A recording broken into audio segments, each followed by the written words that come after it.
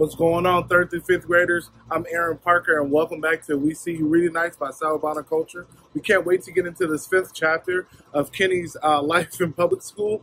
And I hope you guys are enjoying it as much as I am narrating it, with all the sound effects and all the extra light that I try and get to it, just to make it a little bit more entertaining for you. If you have any questions, definitely email us, or even leave a message at the end, or any comments at the bottom. If you have any questions, any comments, anything you want us to read, just reach out to us. We can't wait to hear any feedback from you guys, and enjoy this next chapter.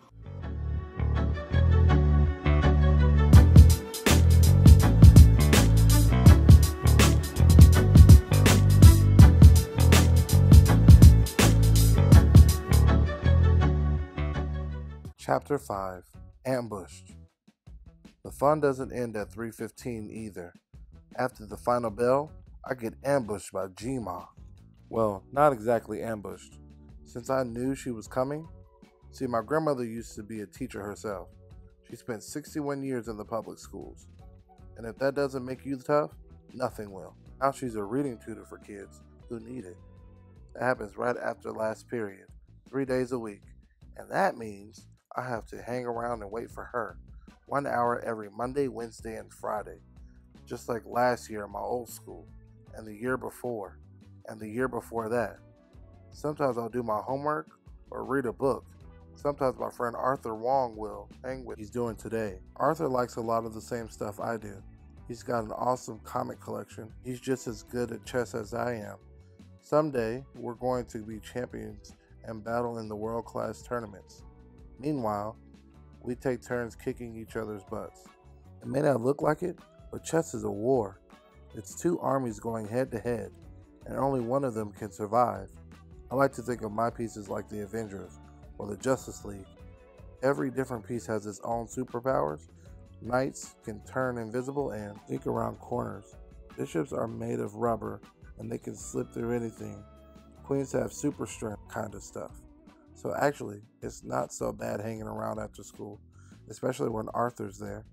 The only problem is, you know who else is around right after school?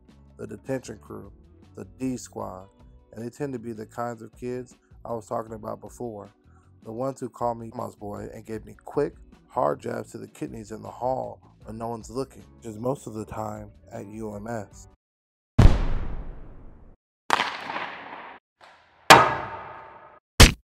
So I'm not that surprised to see Ray Ray Powell come sneaking around. Ray Ray's not like the other bullies. He's not extra big or extra strong or even all that scary. He's just extra annoying. And he's always begging for food. "What up, fellas?" he says. He already knows from 5th grade that I usually have something good for an after-school snack. So of course he's here. Today is G-Ma's homemade chocolate chip cookies. I already gave one to Arthur, but I put them away the second I see Ray Ray coming.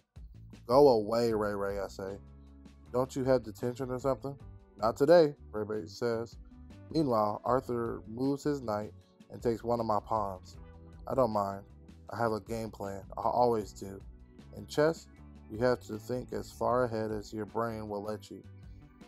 "Why is the piece bigger than the others?" says Ray Ray, pointing at my king. "'Cause he's the king," I say. "Leave it be."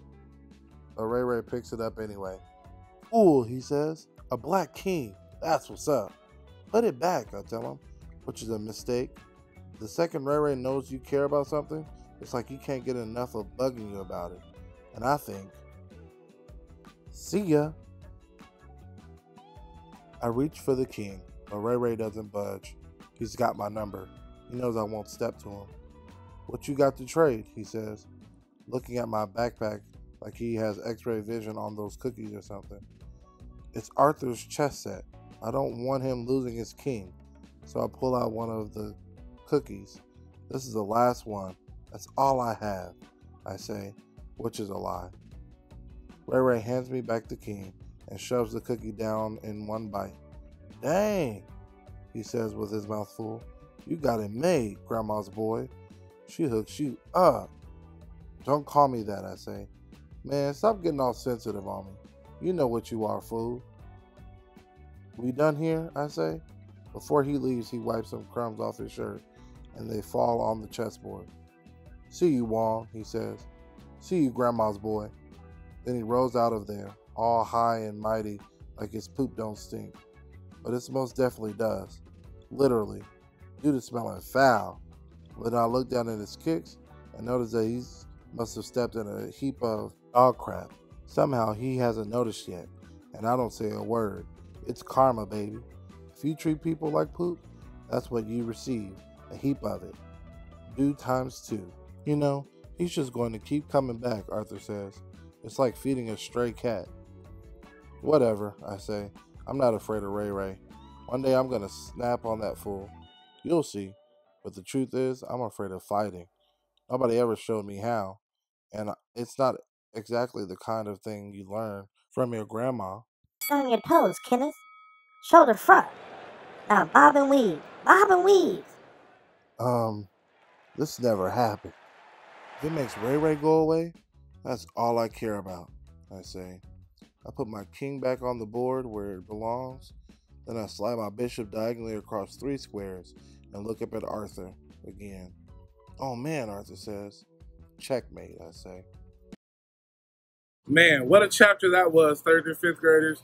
I think Kenny is pretty awesome. I think he's a kid that kind of really is trying to navigate his way through public school. I mean, he has some obstacles to kind of definitely get through, but he definitely has stainless steel and his imagination to get through it. Definitely do those comprehension questions. If you have any questions, again, leave comments or email us. We'll be sure to get back to you guys, and we'll see you again at 7 o'clock every Monday, Wednesday, and Friday. We look forward to seeing you. Have a good week.